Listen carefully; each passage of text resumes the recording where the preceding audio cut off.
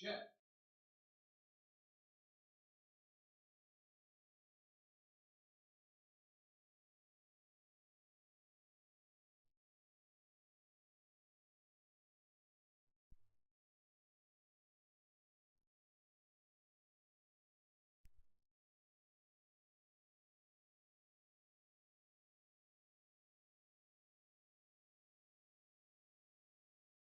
Check 1 2.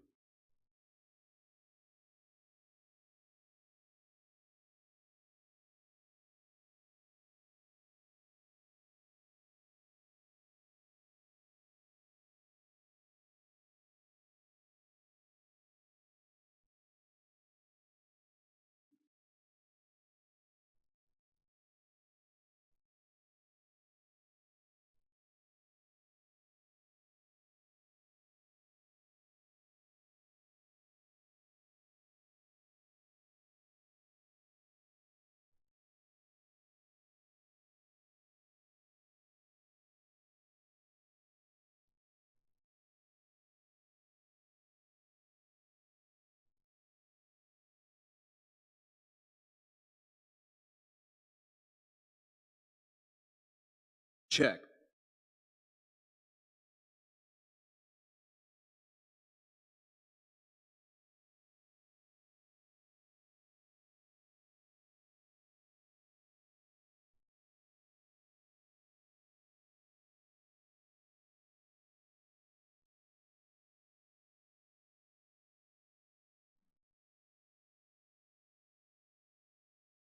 What's up, people?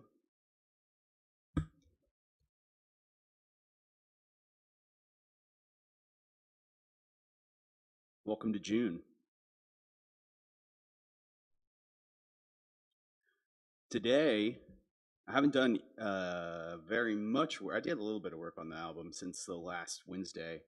Um, but there was the holiday. I did some traveling just up to Waco, but saw some relatives and went on a date or two during the last week, I think, as well. Um, hung out with some friends and did some cool stuff. So, no regrets. Like I've said, I'm not in a hurry to get anything done. Just don't think it's worth it. Haste makes waste, right? Anyways, um, but I am excited to be back in the studio, especially after a short break. And what I'm really looking to do today is I sort of teased something new that's going to be happening in here in the next, well, Sunday, this coming Sunday. We're going to be doing something private. It won't be streamed.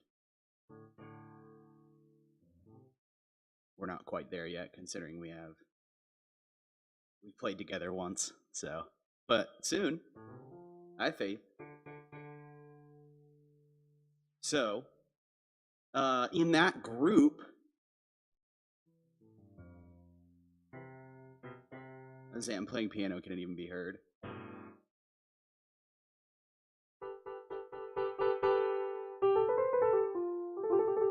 Okay, looks like that's happening, which is good. I do want that.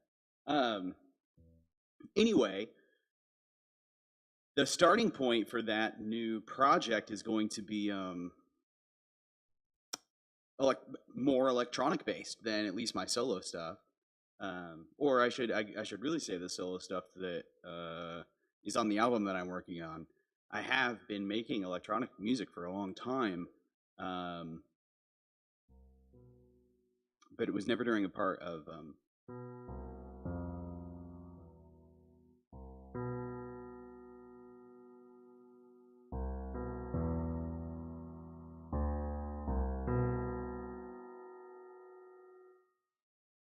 two notes just get me sometime.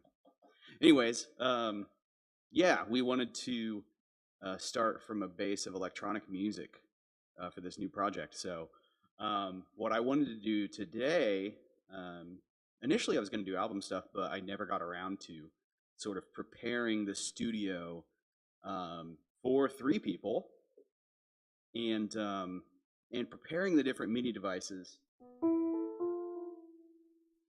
to be ready.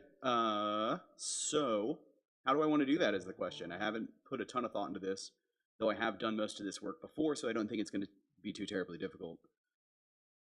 Um, yeah, let's just figure some stuff out.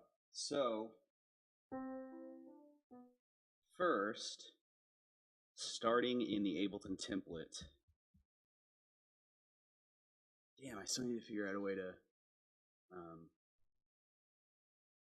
share my screen. I mean, I could do it from that computer, but I want to do it from this computer. There's screen mirroring that can be done, and then capture. And then maybe I should just do that. I don't know if I have a cable that's long enough.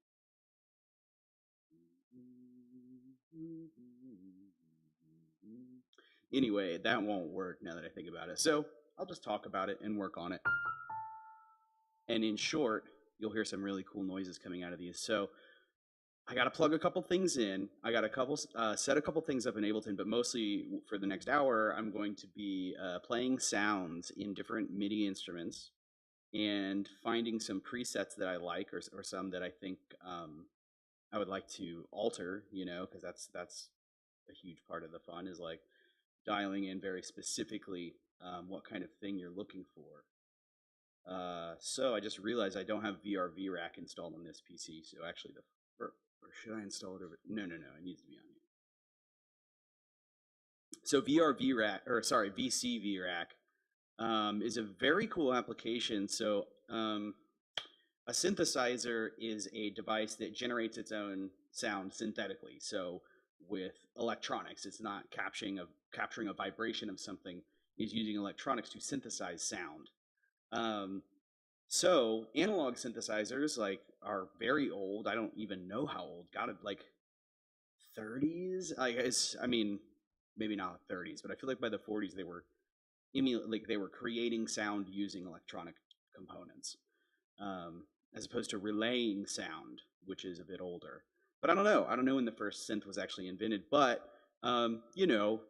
everybody knows what a synthesizer kind of sounds like. But if you go in a little bit deeper, so I'm using all digital synths. It's all software stuff. The only analog synth that I own is about the size of a playing card, because they're very expensive. Maybe one day. So, anyways, there are all kinds of excellent tools and digital or software-based synthesizers.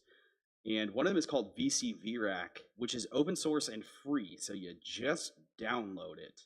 And what it is it's a Eurorack simulator. So with analog synthesizers, and I'm pretty new to all this stuff, so if I'm wrong, just, if you could kindly correct me in the comments, that'd be appreciated. And if you can't do it kindly, just don't. Anyways, so analog synthesizer an analog synthesizer is typically one unit that has electronic components in it that you change with various knobs, sliders, buttons. So what a modular synthesizer is as opposed to having one keyboard, it's often a keyboard that has a bunch of analog synthesizer components within it. You instead can buy a rack, and then you put these modules into it. That's why it's modular, right? You put these modules into it. One of them might generate sound. One of them might, change the sound in this way or that way. And past this point, I really don't understand synthesis, so forgive me. But essentially, it's all this plug and play stuff. And so you end up with this environment of these individual components that you can plug into each other in different ways, and very fine-tuned and complicated ways. So that's all very expensive and takes a ton of space. So there is a great application called VCV-Rack that is a Eurorack simulator. So instead of having to buy all these modules and have a rack and the space for the rack and yada yada, and have to deal with physical things, which is fun in its own way, but it is more of a hassle than simply clicking and dragging. Anyways, let me download this support. Anyway, so it's just a picture of empty racks. So you just see a steel shelf that looks like you would screw something into it, and then you can grab these virtual modular synthesizers, slap them into the rack, and then literally it's cool. You click and drag from an output of one to an input of another, or and it's very complex and detailed, and people who are really into synthesizers get it. But for me, I just liked playing around with it, and if we are you know doing a more um, if we're doing a more electronic based type of music, then I'm probably going to be learning more. So VCV Rack is like the really in depth part of it. Well, not as in depth as literally making your own shit, because like you can just like take electronic components, solder them together, and hit a button, and it'll be a synthesizer. Um, so I'm not doing anything like that.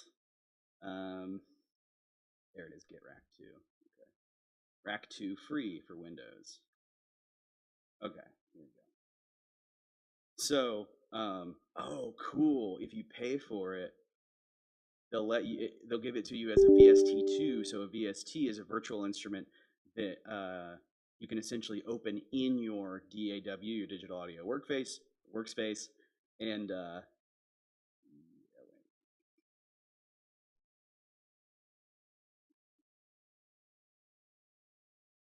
okay. Um, so in that digital audio workspace, you would have, for instance, what I have is like input one on a digital device. Is I would call it guitar, because that's where the guitar chain ends, is there, and then the this interface um, is what the DAW, the application, uses to map an analog input to a digital track. So it doesn't just work that way with analog stuff. You also create a new track, and you don't have to worry about this guy, but any software you have, a VST, a virtual instrument, you slap it into that track, right? So you open that track and this software opens. Yeah, so I didn't realize if I pay 150 bucks, I'll be able to use it as a VST, which once I get employed again, I could see myself doing if I can learn this a little better. So I'm installing it right now, and it's installed quick and easy. It's open source, it's free. VCV Rack, it's very cool. It's very, very complex and layered, and I don't understand it. I played with it a couple times, but anyways, I just wanted to have it ready. So that's one great tool. The main thing that I'm going to be using in Ableton, which is my DAW, is a VST called Analog Lab 5. So Analog Lab is a software synthesizer, and it's from Arturia, and it comes with their Keylab series, or at least it did when I bought it. I think they're still on the same.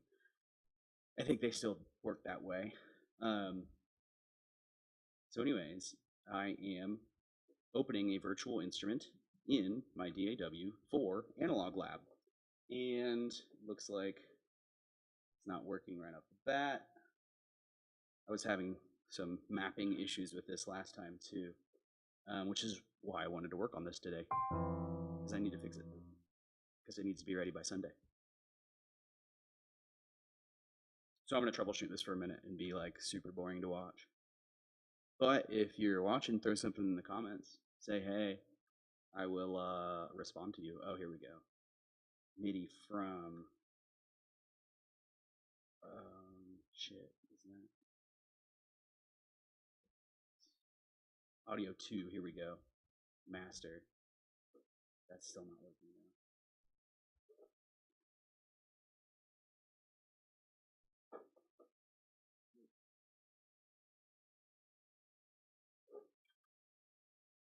Nothing coming through. Oh, it's not. You have to. Okay, I always screw this up. You have to arm the track for recording in order to get.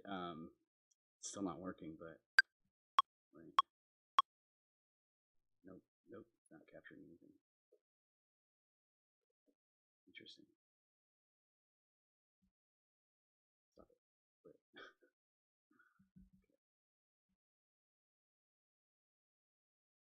Oh, okay, yeah. I had the MIDI from wrong. The MIDI from is the actual device. There we go. Is that coming through the stream? It is indeed. Okay. So I'm gonna, as I work on this, I'm going to update the the default template to have these things in it. By these things, I mean the VSTs that I'm mapping to the tracks here. So save lies set as template. I want to keep it the same name and replace. The only thing I did there was put the Analog Lab into a track in Ableton so that as soon as I open it, in theory, if everything works correctly, that immediately is ready to play. Okay, cool. And then next button, not the keyboard, though it is a MIDI keyboard and I want to get it working as a MIDI keyboard. That's not part of the scope today because it's got enough good sounds built in it. I like the electric piano tone on this. This is an Elasis 88 key here on the bottom. I bought the same thing for, not technically my godson, but my friend's little boy, who's great, Victor. Yeah, I got for him the same thing for Christmas because I liked it so much. Because I'd got it for myself the previous Christmas. Anyways, the basic tones that it comes with are good, but it also has USB out. Right now I'm just running an analog out into here, but I'll have it set up for both ways eventually. But this is really all I needed for me, was this guy right here. But I got 2 more people joining, and they want to be set up too. So I think the Micro Machine, which is the drum machine over there, I think that's working. Let me take a look.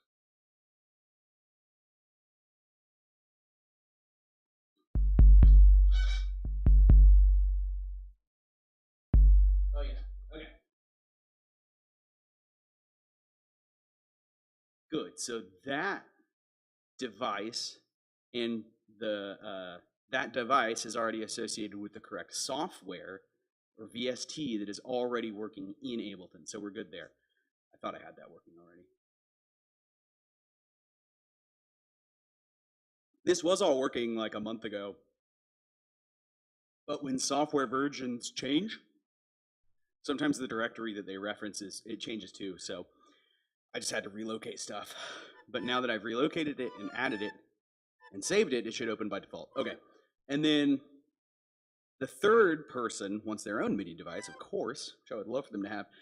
They're probably a better pianist keyboardist than me. So it's funny that they were like, no, I'll take a 20 key? A very small MIDI. My buddy Pat gave it to me. He had it in college. It's the M Audio Oxygen 8. Old, but it works. And it can be used to control another piece of so the Analog Lab is not a free piece of software. It's very robust and it sounds incredible.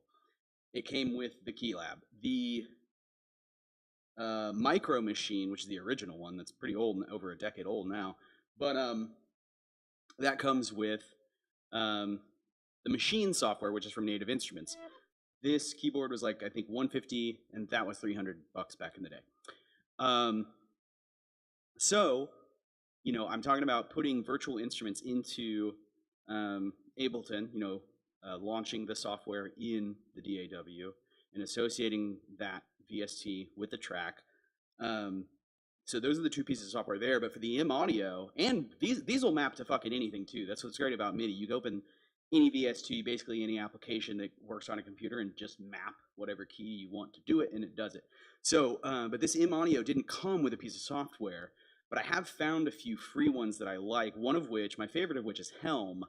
So currently I don't have any Helm slots in this, so I'm going to create a new set of tracks here. Insert MIDI track, which is Control-Shift-T apparently. So I'm going to create 4 here. And I'm going to give it a bluish color because Helm is a bluish application. I'm going to nest them with the other MIDIs so that I have all the MIDI tracks in one group here, if it'll let me. That's what I would like to do. Yeah, okay. That works. So now they're in there, but I need to reload them. I need to scoot them over. I'm actually going to put them in between the Analog Lab and the machine tracks. I'm not sure why. I guess it's just like placing and kind of like in terms of composition, I guess, is I'm probably going to be creating the bass part of most of the songs. So like that's the first thing, and then that keyboard's probably going to be melodies, right? And then so that one is, it's just different pieces of the composition, melody, harmony, rhythm. It just makes more sense that way to me. It would also make more sense if it was rhythm,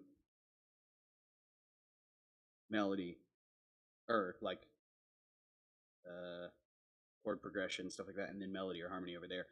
But since I'm here, it's the gamer in me. Basically, I'm player one, right? So it's my shit. So so I need to be, I need to be the first thing I see. It just makes logical sense.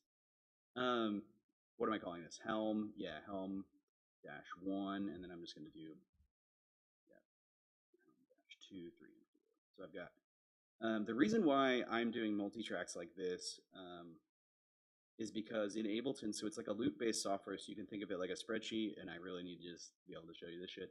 It's basically a spreadsheet, and each cell is its own clip, and so, you don't just want one Helm thing. You might want to create, like with your first synth sound that you've created in Helm, you want the bass loop or whatever, but then you still want to use Helm again, maybe on a different setting or the same setting or whatever, to have a second loop that you can change to or layer on top of or whatever. So I figure, 4 is probably enough. None of us are like, I mean, we're all talented musicians, but like, I don't know how many fucking simultaneous pieces we're going to want to write at the same time.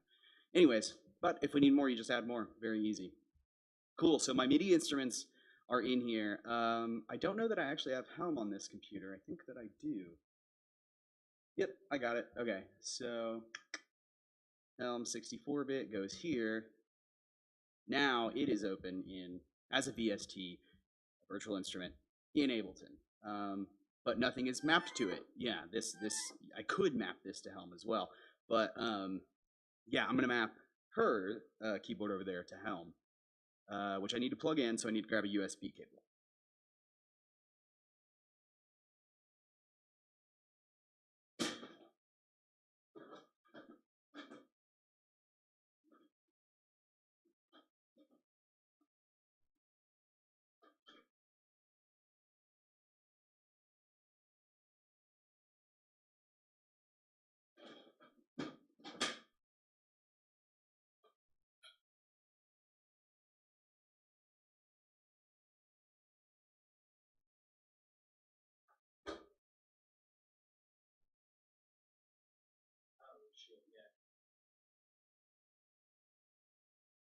Actually running out of USB ports, even though I bought a 4-port USB extender that's 3.0.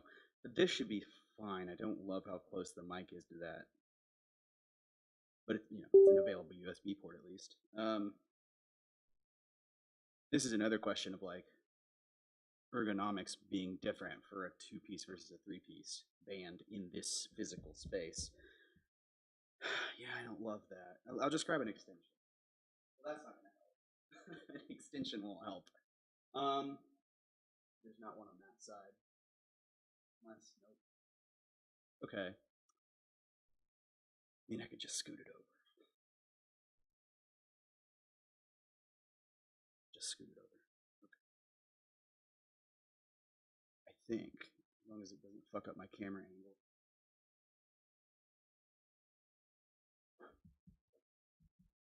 Yeah, that's probably fine. Yeah, it's fine. Then we have a little more wiggle room, so we're not pushing a cable into the laptop, which we do not want. Yeah, I might have to figure out a different mic stand situation, because if I'm going to mostly be on the synth, I'm going to be like over here. I don't know. I'll figure out the ergonomics another time. But anyways, Analog Lab. Alesis 2088 key keyboard. It's not a MIDI. That's just creating its own, synthesizing its own sound, sending it as an analog signal to that guy. And then I'm going to come around here, so she's going to be able to like see me, and I've got that up there, so she'll be able to see Helm, so she can see what she'll have a display to see what she's actually playing. Shit, I could use a tablet too. I got a lot of gadgets, and I might have to use a lot of them in order to like make this all work. Anyways, let's see what Helm sounds like if I can get that mapped to the right device. Go ahead and change this so that we're not duplicating display, rather we're extending. Keep changes so that I can put Helm over here. It is, yeah, you see me trying to double click to full screen this. VSTs are weird, and I don't know from like a programming perspective, from a technical perspective, why, but like they're not made to be full screened. So I find myself with some display problems because like I just want this to take up the full fucking screen, but they're not made to scale. You know, most applications, especially nowadays, they're made to scale to whatever display you're on, whether it's mobile or tablet or anything under the sun. But VSTs just aren't made that way, and I think it's because they're sort of like nested within a program, and so it's hard to communicate an application running within an application to an operating system that could actually scale it. That's just an assumption, but anyways, there doesn't seem to be a way actually to scale this thing, unless yeah, I can't just maximize it, and there's no like no apparent settings option or anything like that. What to do? You know what? I'm actually just gonna go ahead and get that tablet set up out here then, so that she'll have it right next to her because Matt's gonna need to use that so that he can see machine. Anyway, so I'll be right back.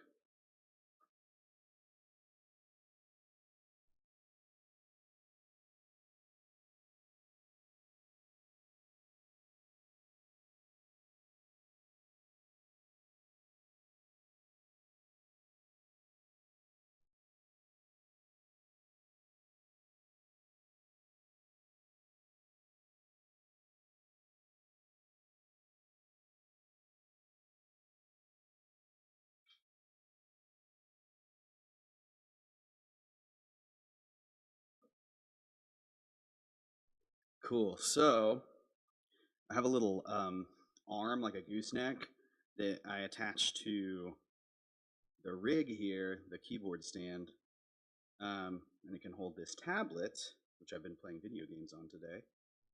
Fae Tactics, surprisingly great. Only surprisingly because like I'm a fan of grid-based tactic games, and I've kind of seen it all, but they actually have really surprised me. And it's on Game Pass, so if you're into turn-based strategy stuff, grid-based combat, Fire Emblem at all, Fae Tactics, check it out. It's really charming. Good art too, and cool RPG systems. Okay, so I've got the tablet as a display from this computer, from this tablet that I'm running everything from. So what that means is I can drag. Where is it? Yep, there it is. Cool, cool. Oh, and it scales like perfectly. That's awesome. So now Caitlin will have Helm right in front of her face on this tablet, so she can actually see. Oh, I guess I could. Screens don't look good on camera. Actually, that's not too bad. So she will have that interface, so she can actually see what the hell she's doing, and we'll create a custom MIDI map. Because so with more modern stuff like this Analog Lab shit and this Arturia Keylab, Ableton already has presets in it for like the most popular MIDI controllers of the era, right? So like this version of Ableton has its like 10 or 20 or 30 or whatever presets, but for something old like this MIDI device, we're actually going to have to say this knob equals this, and it's not complicated. I mean, it is complicated, but it's not like difficult. Just take some tinkering. So I'll be able to like that knob is transposed. So if Caitlin wants that on knob 1 or 8 or whatever, I just say, okay, click on that and then move the knob and then it maps it. It's really cool, actually. So that was easy.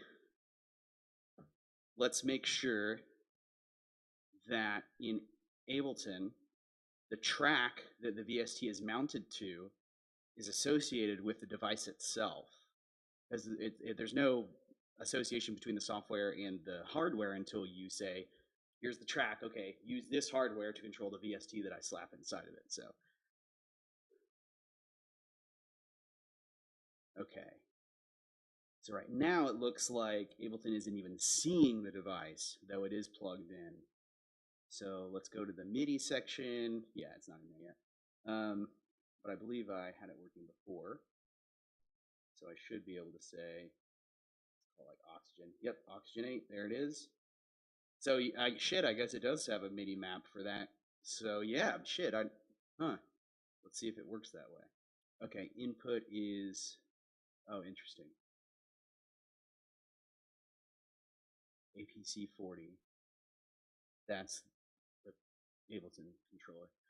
That's weird. It actually, so it has the control surface map that I was referencing. It has that, but it's actually not detecting the hardware itself. Maybe I just need to relaunch. Okay, so let's do it again. Save live set, or no. Save live set as default set. Okay, so if I close, I don't want to save changes to the project. I'm only doing this to make a template. Yeah, okay, there it goes. It closed.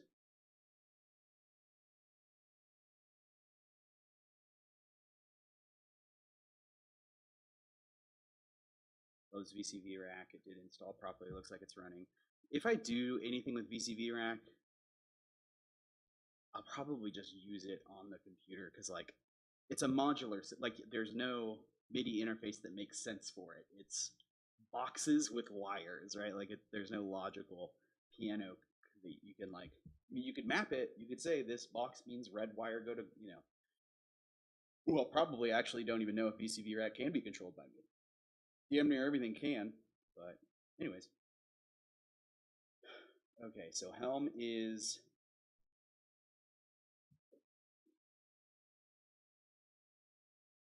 MIDI from. Not seeing it still. Okay, what about if I go to preferences? Preferences. Shit. It's not seeing it.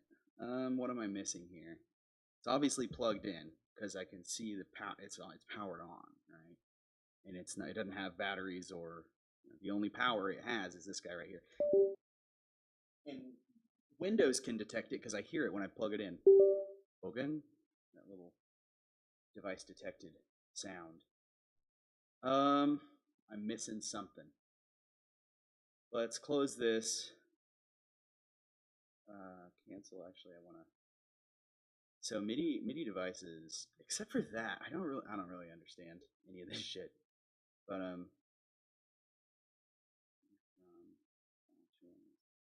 oh, oh shit. How? Okay. Well, I just learned something that I didn't mean to learn. How am I doing that? That's so. Anyway, okay, I'm not gonna mess with that right now. I just want to see if I can get Helm working on this. It's not picking anything up. And if I go to configure, Keylab, Focusrite, machine, APC, it's just so it's not showing up at all here. So it's a really old device. I've had compatibility issues with it since I've had it, because even when I got it, which thank you, Pat. Thank you for giving it to me. It's my first MIDI device, and I've gotten a lot of good use out of it. But even when he gave it to me, it was already pretty old. I think he got it from his brother, who's like a decade older than us. Maybe not quite that much older, but considerably older. He went to college for, I believe he went to college for music. He's certainly a musician. And what was the thing? Oh yeah, Pat went to high school with the female vocalist from the Hush Sound, and like they knew each other. And I was like, that's pretty wild. That's a cool, fun thing. Living in a proper city, that'll happen to people sometimes.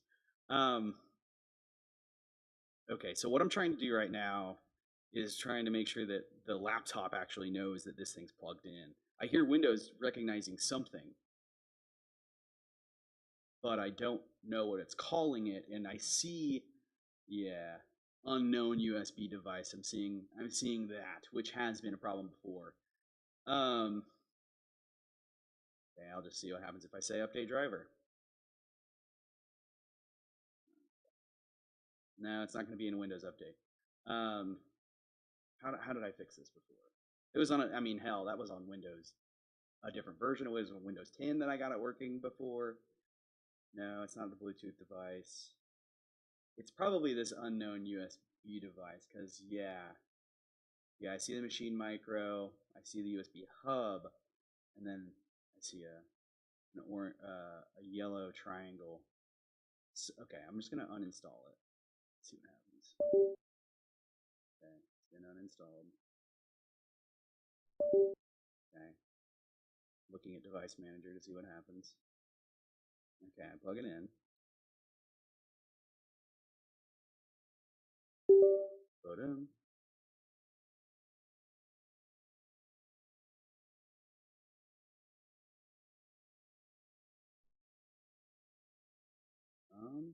Other devices, unknown device. Okay.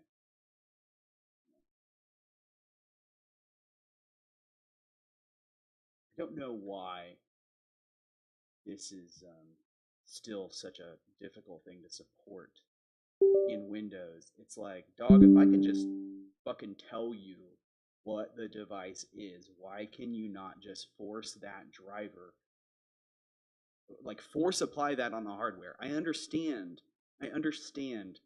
that that makes things, more breakable. Maybe it's a security issue, but like, I don't give a shit if it's. I don't need you to know what the device is. I'll tell you what the device is. You can do that, but it's not as easy or as like browse my computer for drivers. Okay, so I got to find the Oxygen 8 driver. Oxygen 8 driver, Windows 11. Oh boy.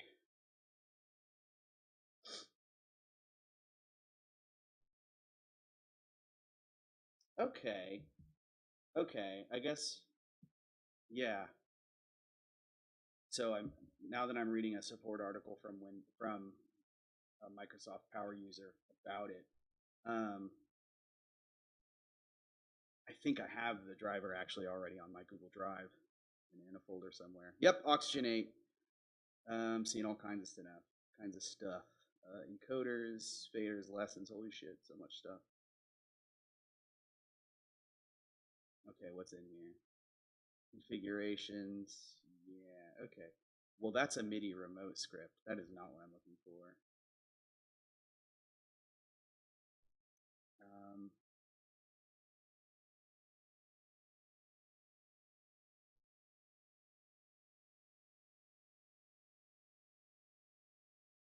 Is this it? No, those are still MIDI remote scripts.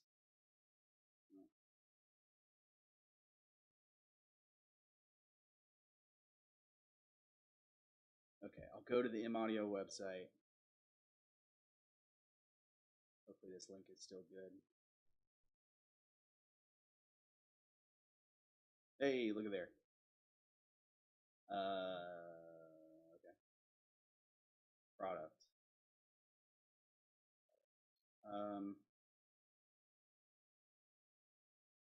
Nope, the Oxygen 8's not on here. Hold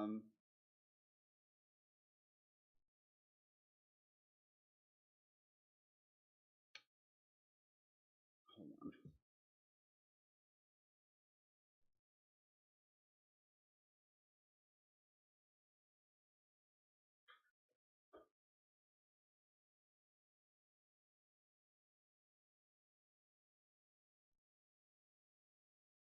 Legacy, here we go. Okay.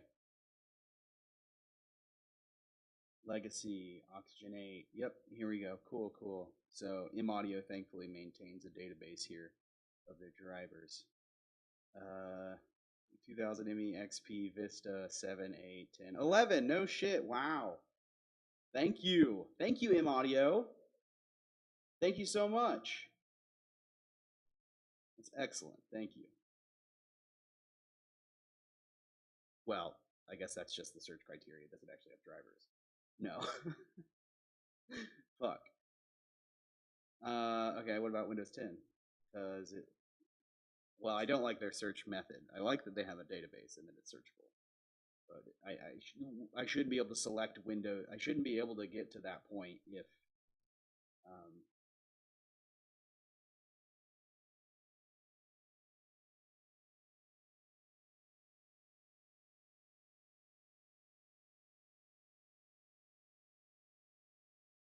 if there's no driver for Windows 11 for that device. Windows 11 should not show up as an option.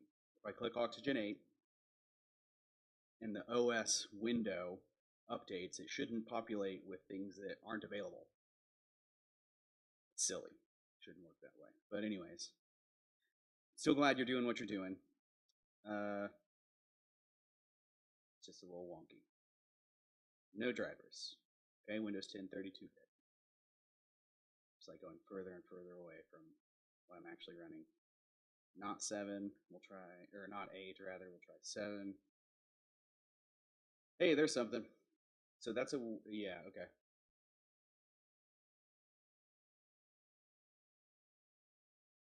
Windows 7. It's a 12-year-old driver. Fuck it. Windows has maintained a lot of compatibility, and with a device like this, it's such a basic device that whatever underlying like C++ distributable is probably so deep in so many other, like that base code that was used to create the driver is probably so built in at this point. It's probably inextricable because it's used on a billion fucking things. Oops, forgot to unplug before installing the USB driver. Always unplug before installing a USB device, before installing the software for a USB device.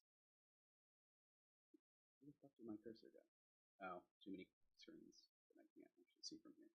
Okay, install. Yeah. Complete. Okay. That good kombucha burp. I'm a pig. I like pigs though. They're very smart and cute. Anyways, okay. So if I go to device, oh, it did the down and up sound, which usually means it's installing a driver.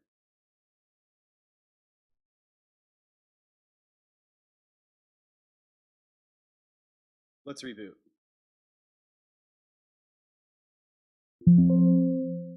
I may just be shit out of luck, but if so, I'll cross that bridge.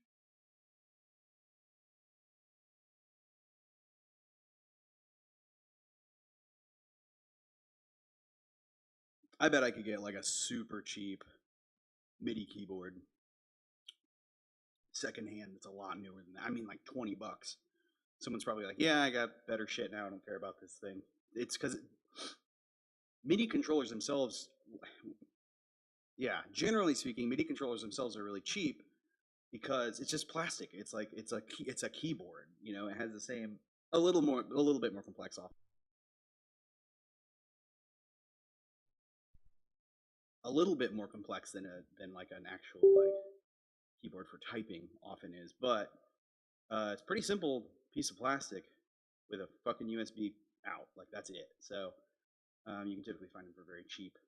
Free is better than cheap though, and I like reusing, you know, and it's cool. It's got modulation, pitch frequency, you know, it's got octave up and down. It's a totally competent device. Like if I can get the software side working, it'll actually do what I want it to do. And immediately it says, I don't know what to do with this device. So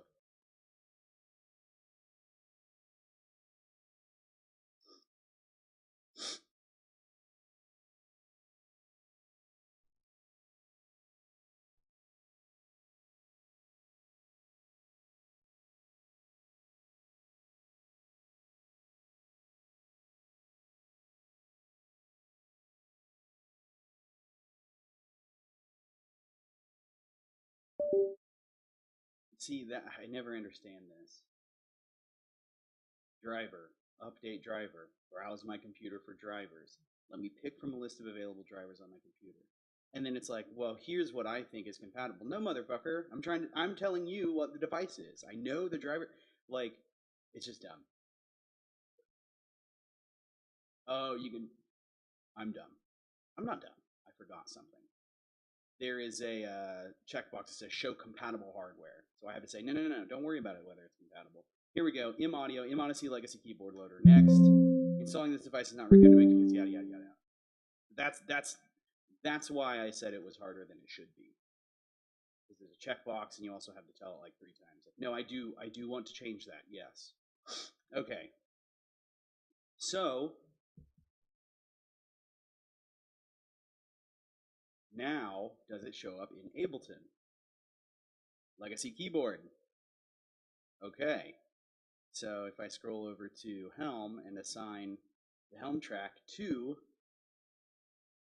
Legacy keyboard.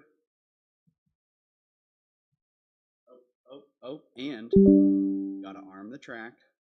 Yeah, I know the USB device doesn't recognize. I don't give a shit. Okay, the track is armed. Moment of truth. I did it. Woo! Woo! I'm a genius. Cool. Okay. It's working. All the things that I wanted to get working are working. So I'm gonna let me tinker around in Helm a little bit. So I open the VST and it automatically pops up on the tablet monitor, which is exactly what I wanted it to do. And then also, let's get that monitor set up for Matt so that you can see VST for Machine, which is the drum loop software that came with the Micro Machine drum processor that I have, the drum pad back there. That kombucha's cayenne. It's giving me the sniffles. So please excuse my sniffles. Okay, Machine, drag that into this slot, and then change this to, wait, no, that's right. That's right, okay. So then I pull up, oh, was it already up? Where'd it go? Nope, it's on the tablet monitor. That's not what I want. You drag over to, oh, change the orientation of these so that the tablet, when I drag it over, it was going laptop, screen, tablet. I want it laptop, tablet, screen. A little more logical for me. Apply. Okay. Now, Ableton. And Machine. Where are you? Yes. And then Helm. Very good. Very good. Okay.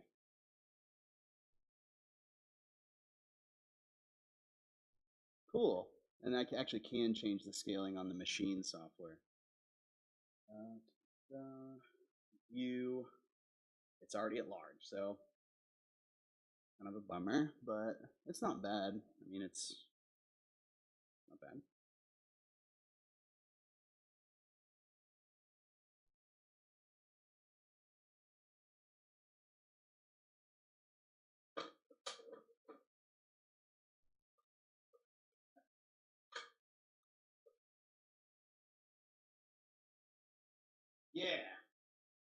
Yeah, that's not too bad. And you know, I bet I can change the resolution on that monitor and like blow it up artificially. It'll be the pixels will be blown out a little bit. Let's just try it. What's that scale look like? Shit, I don't even know what resolution that display is actually. Display settings. Is guy. What's it at now? 1024, 1920 by 1080. So we take it down to, shit, I don't remember. I don't remember the resolutions, guys. Well, it's 720 is the thing that's below. So 1280 by 720. Let's see if we do that.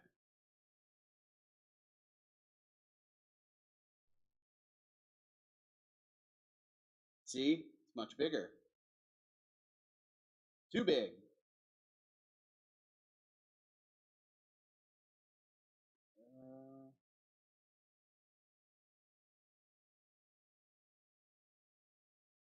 And that's pretty good. A little goofy. Yeah, let me change the resolution again. Tinker with it a little bit. Sure, 1280 by 1024. Try that. We'll make this large. Then. Thought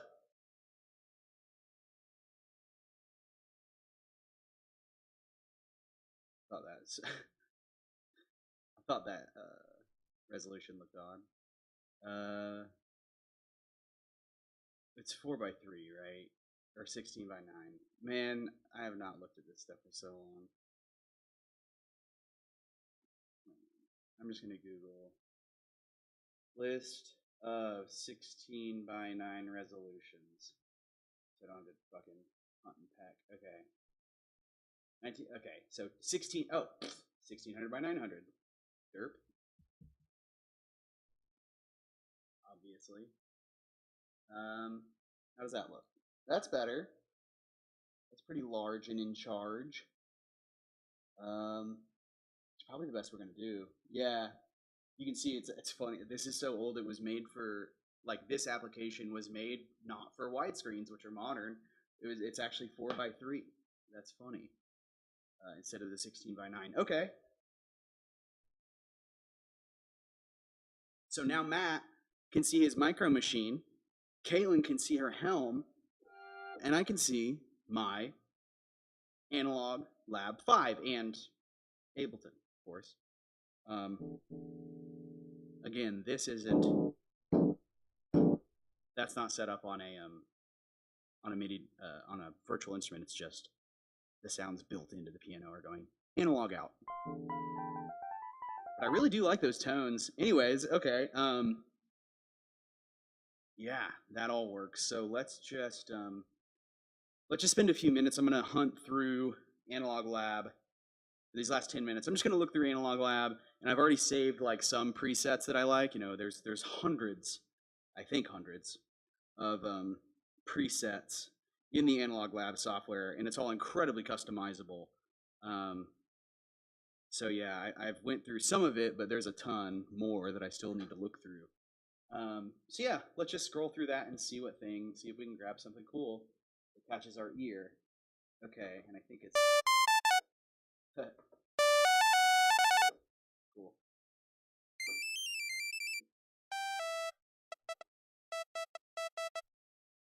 Okay. MIDI, okay, that's right. Okay. So you can use this Keylab to not only control the Analog Lab virtual instrument within Ableton, you can also use it to control Ableton itself. So I have to make sure I have it set up right so that it's not trying to control Ableton, it's just trying to control the software, because I have this dedicated APC unit to control Ableton, which is why I had to get both. You don't have to do anything. All you have to do is die, ostensibly. Anyways, and experience suffering. Anyways. So what I'm trying to figure out is why there's this knob up front, and it's rotating between. Yeah, you can make it so that you're just like moving between the list of all pre-programmed presets. Like there's a John Carpenter one, and there's one that's like a Lonely Heart, and it's the owner of a Lonely Heart tone, like and Rhodes, and you know all the classic stuff, and then all kinds of wacky stuff, and all kinds of modern stuff too, and it's all highly customizable. Anyways, I need to okay, make the ESD actually visible. Oh, is that all I needed to do? It was all I needed. No, not all I needed to do. It's switching me between. It's allowing me to like. Oh, okay. It looks like I'm in a custom thing. Like I'm building a synth from scratch instead of referencing the preset, which I'm not sure how I got there. That's why it's like, okay, that's vocoder 1. Now check vocoder 2, and so you can layer these voices on top of each other. Is it still doing that?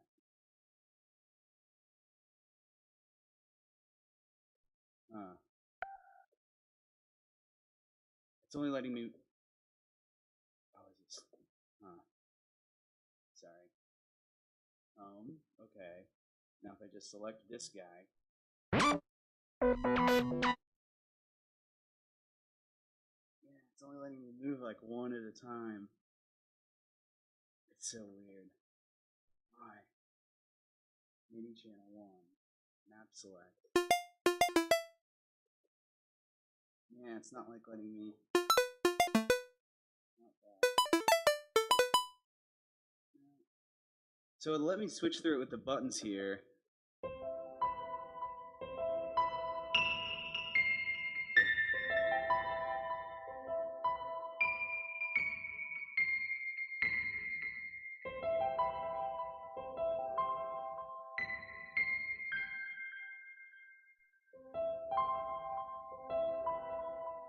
Cool.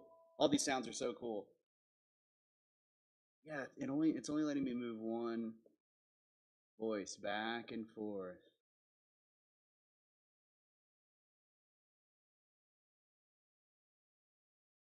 Okay.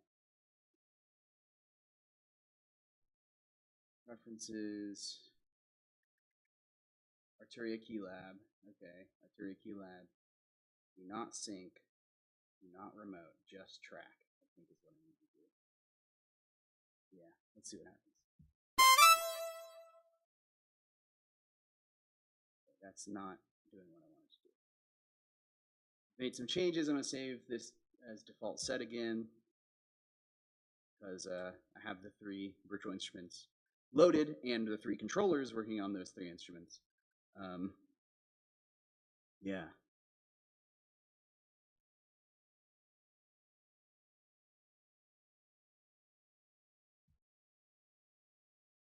But I don't want to save the project. I'm not actually making a song yet. Soon, though.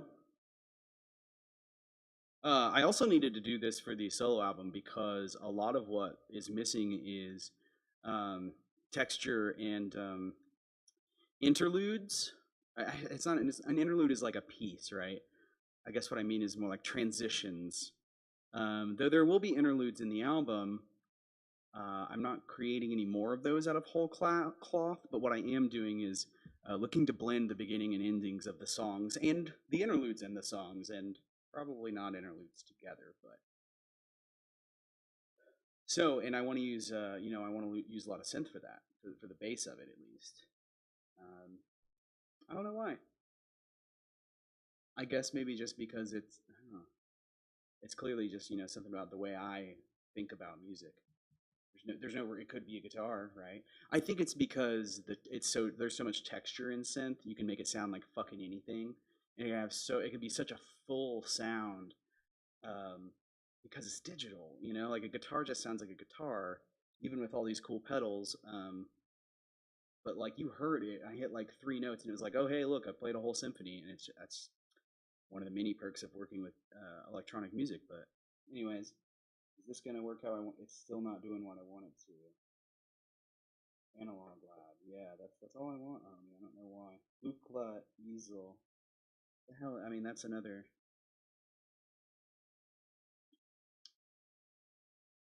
Is this an issue?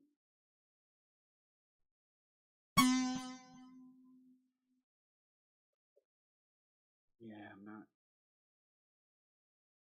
Let's no input these. I don't think it's doing anything. I don't think that's the problem. But maybe these multiple tracks are somehow confusing the software. So I've got 4. No. It's fucking loud. Not getting lower.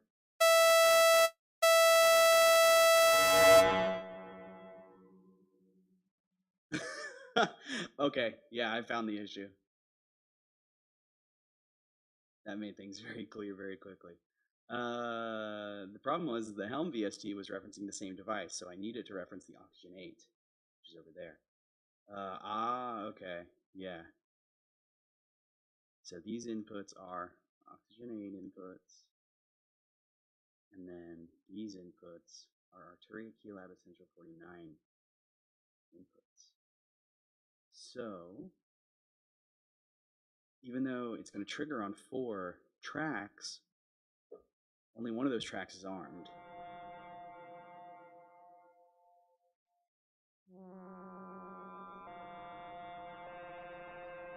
See what I mean? So much texture.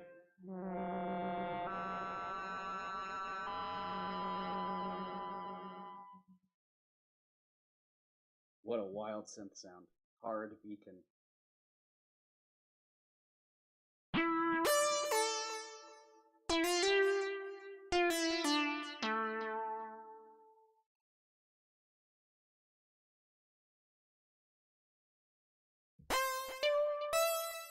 Yeah, I'm switching with. How am I doing that?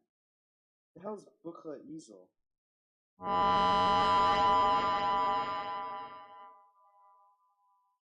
Is that really MIDI from Arturia Keylab to master? Right, that's correct.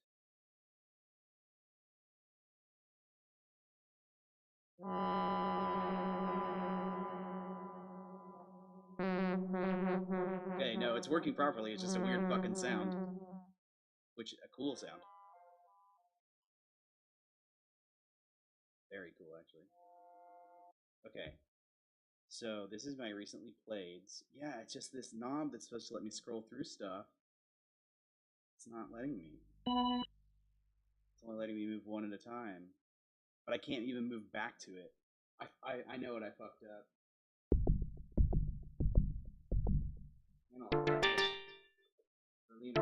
Full sacrifice. Yeah, but it's okay.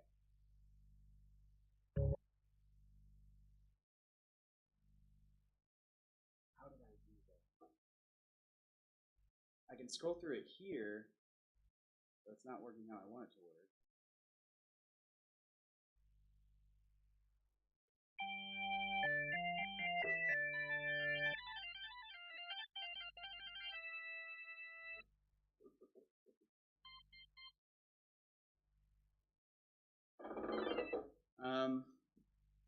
I'm not sure. I'm not sure why the oh, I've fought with this and fixed it before too. It's something to do here. Keylab. Arturia Keylab Essentials track only. I think that's what it's supposed to be.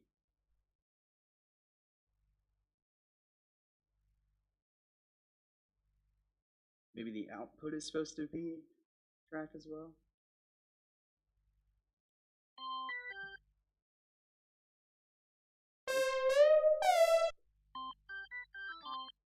That ain't it. Let me Google it. Keylab middle wheel not working.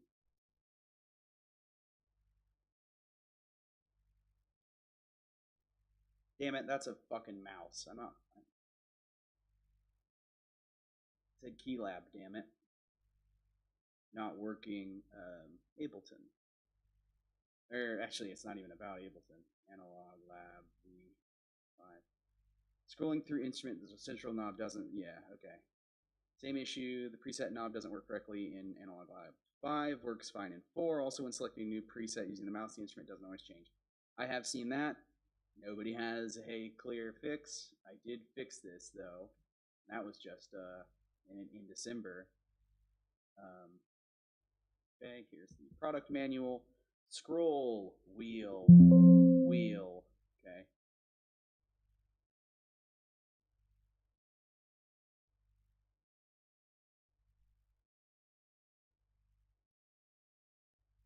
It's not a wheel, it's a knob. That's the problem. Scroll knob. Knob. Million fucking knob.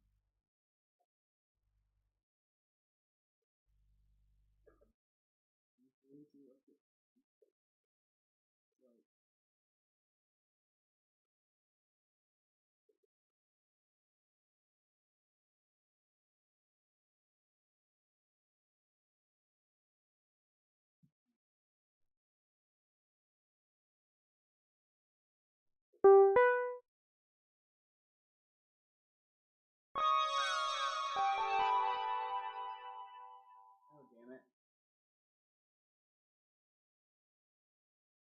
So okay. No, not that. Preset.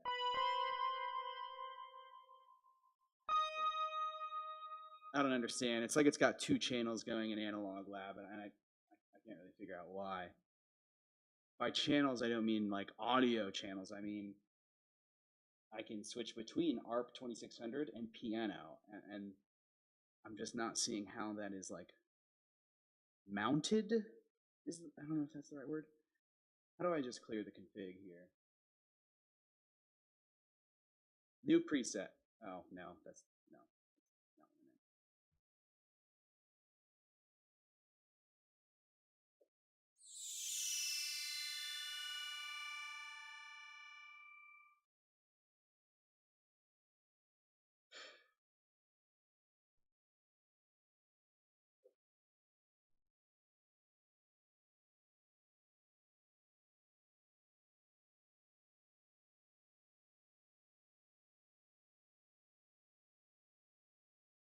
AL settings.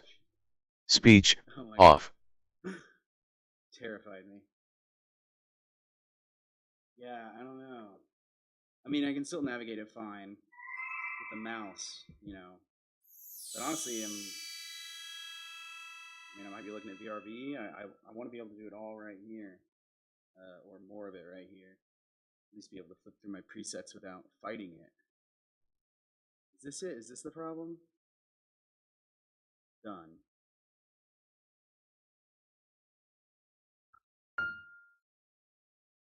No, that's not the problem. Keys here. Yeah, dude, that's so weird.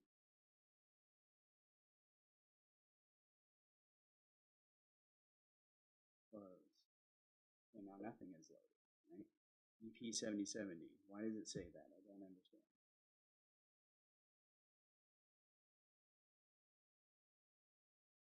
I want to scroll. It's frustrating.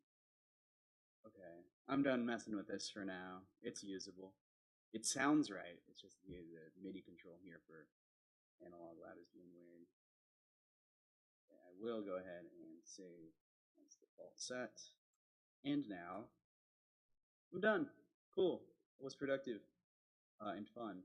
And I'm really looking forward to Sunday when my two bandmates, I'm a band.